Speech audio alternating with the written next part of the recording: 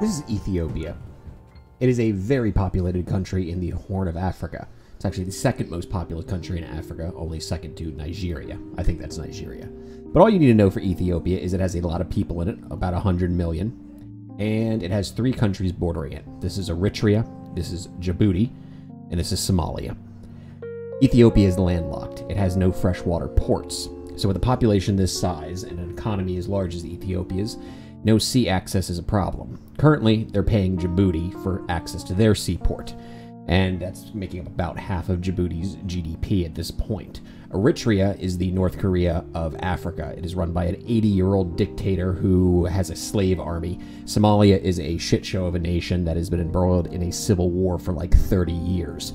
So Djibouti can't be invaded because there are military bases there. Eritrea, well, Ethiopia just had a war with it after Ethiopian Prime Minister Abiy Ahmed won the Nobel Peace Prize and then immediately launched a war that killed 200,000 people with Eritrea. And Somalia is, like I said, a shit show in a civil war, so invading them would just inherit you the civil war of Somalia because Ethiopia is quite diverse and everybody who lives in the side of Ethiopia here is ethnically Somali, so you're just embroiling yourself there. So what does Ethiopia do? Well, they've been saber-rattling for some time, obviously with Eritrea, and that was my guess, because Eritrea has two ports, one in their capital in the north, and then one on this tiny little sliver down here that really can't be reinforced because of how thin this is. So I had bets on Abiy Ahmed actually just invading and taking over the city here. That would give them a port, and then they'd stop paying Djibouti and avoid Somalia. Well, he didn't do that. Instead, he struck a deal with the south of Somalia, the rebels, called Somaliland. And this is important. He did not what I was expecting, but he bought himself the most important resource for a political leader.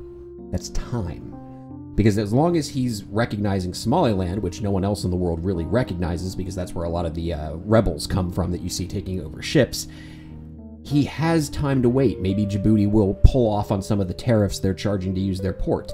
Maybe the Eritrean leader will die and they'll be in a state of chaos ready to take over. Maybe the world finally opens up to the fact that Ethiopia needs a port and starts to back them and they can take over the south of Somaliland here and avoid, I guess, the regional conflict with Somalia, because Somalia can't take on Ethiopia if they actually absorb Somaliland at some point in the future.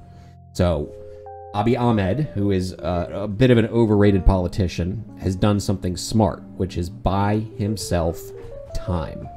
Much like the Project Diablo 2 devs have bought themselves time by announcing the Crafting League coming out in 2 days. So what is that? Sorry, my recording settings are all jacked because I haven't done this in 5 months. So in the Crafting League, all of your uniques and rune words are going to be disabled from the base game. That means you're going to be stuck using this sheet here to craft most of the gear coming out. Now, rares will still drop, and the rares are still going to be good. But when you need something done, it's either, well, rares or crafting, right? So let's just jump right into it. The important thing you got to know is the economy is going to be very weird, because all the high runes are now worthless. I guess Chams might still have some use there. I believe the effects on the runes are still active, but the rune words won't be, so just the raw effects on them. But if I recall from the last Crafting League, the big runes are going to be tier runes. That's obviously because they are used in the caster crafting here for the weapons. +1 to all skills. That's obviously good for crafters because you obviously don't have your uniques. So you need to roll something like a +3 to the skill that you're using, get the, or from the craft, get the +1 to all skills from that, and then corrupt it for +1 skills. So everyone's going to be using those, and the tier runes also are used for the hit power. Rune word here, or rune crafting word, throw barbs. Yeah, so tier runes are used in 2 of the biggest sets here, and obviously the Amethyst and Sapphires will be worth a lot too. Same thing with soul runes and emeralds. Everyone's going to be playing Amazons because the safety craft bow has such higher ED rolls on it that it's so easy to get into.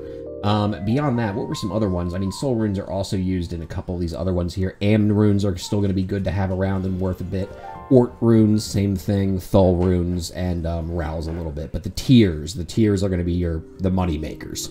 In terms of prices and things, everyone wants to price check in this game, and I've ranted for years about this. This is truly like the Wild West, guys. If you see something that's a perfect item for you, I don't care what the person's asking for it, just pay them and move on. If they want 300 tier runes and you got it, pay it and get out, because you have no idea. You'll just spend days haggling on these things. It's a little bit ridiculous. Good classes to play. I'm not even sure I can pull this up because my recording settings are screwed up because I went back to 2K. Yeah, it's all jacked.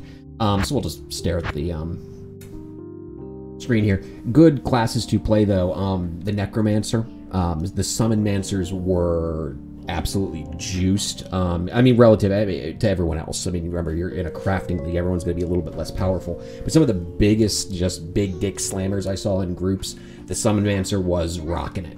Amazon's Boazon is still viable because you can get a safety bow with amplified damage on it. A couple of the big players showcased theirs, and they did have some very big dick Boazons, but even the most like juiced Boazon I saw was still slower than kind of like a regular Boazon in the base game.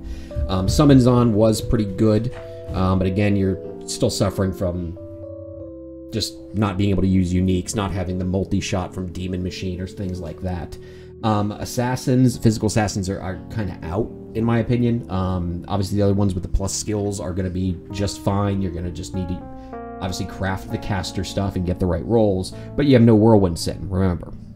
Sorks are going to be, again, everything's going to work, but just keep these things in mind is what I should say. You're not going to have Infinity to break immunes. Now, Cold Sorks don't generally use that and can't break immunes anyway, and I guess the Lightning Sork will still have Static Field, but you're not going to be able to get the Infinity on your Merc for the extra damage. You're not going to be able to get a Storm Spire to get you through some of the early game stuff, and I guess Fire is really the one that they do have some immunes they can break with that Infinity, so just keep that in mind. Druid is still awful and no one should play it ever, but if you do want to play Wind Druid because it was an easy starter, remember you're not going to have those uniques with amplified damage on them. You could still get amp weapons, but they're probably going to be a little shitty starter weapon with no ED on it, and your Merc's not going to stay alive, so keep that in mind too. Summon Druid is still going to be fine. Bases for the crafting weapons, that's going to be a pain to find. So, because you're going to want, if you're on Elite Barb, I think the Ethereal is back for Elite Barb. So you obviously want Ethereal weapons, and that's going to be your biggest output there. And the Druids and the Barbs are both going to be fighting for the same two-handers. So last Crafter League, I went Summonson, Wapinator went Zeal Paladin, and it worked out really well for him because, well, he was able to... Who else uses single-handed weapons other than the Paladin?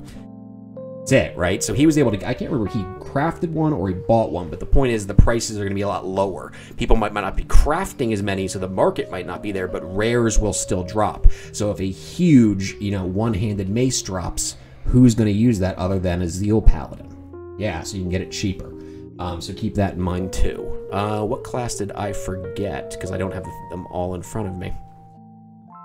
Well, Barb. I mean, Barb's going to be fine. Throw Barb is your go-to. If you're like, hey, this is going to be really difficult and I don't know how to grind this all out, Throw Barb will be your easy go-to. I mean, Throw Barb should be incredibly familiar with crafting anyway because of the hit power crafts they generally use. And I can't remember the class I'm forgetting. But either way, there's a quick rundown.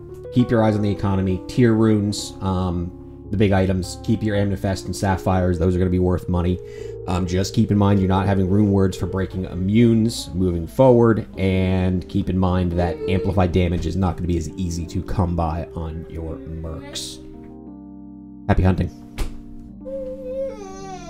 Oh, are you okay? All right, I'm coming.